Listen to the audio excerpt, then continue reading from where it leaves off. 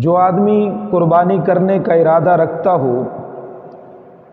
اس کے لیے چند ایک ہدایات ہیں۔ ان میں سے ایک ہدایت یہ ہے جو حدیث مبارکہ میں آتی ہے، جس حدیث پاک کی راویہ سیدہ ام سلمہ رضی اللہ تعالی عنہا ہیں۔ وہ فرماتی ہیں قال رسول اللہ صلی اللہ علیہ وسلم اذا دخل العشر،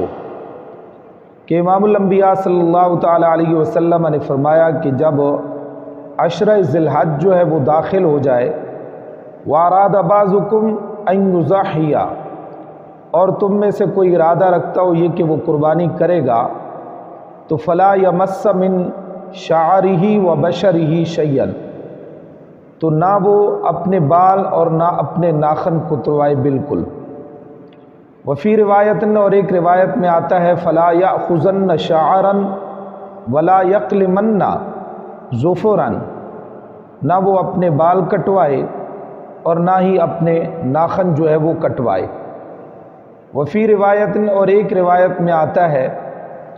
من رآ ہلال ذی الحجۃ، کہ جو آدمی ذو الحج کا چاند دیکھے، وارادہ اور ارادہ کرتا ہو ان یضحی، یہ کہ وہ قربانی کرے گا، تو فلا یأخذ من شعرہ ولا من اظفارہ، نہ تو وہ اپنے بالوں کو لے بال کٹوائے اور نہ اپنے ناخن کٹوائے۔ تو یہ ایک ہدایت ہے اس آدمی کے لیے کہ جو قربانی کا ارادہ رکھتا ہو اور جس نے قربانی کرنی ہو، کہ جب وہ عشرہ ذی الحج داخل ہو جائے تو اس وقت کے بعد قربانی کرنے تک نہ وہ اپنے بالوں کو کٹوائے اور نہ اپنے ناخنوں کو کٹوائے۔ یہ پیغمبر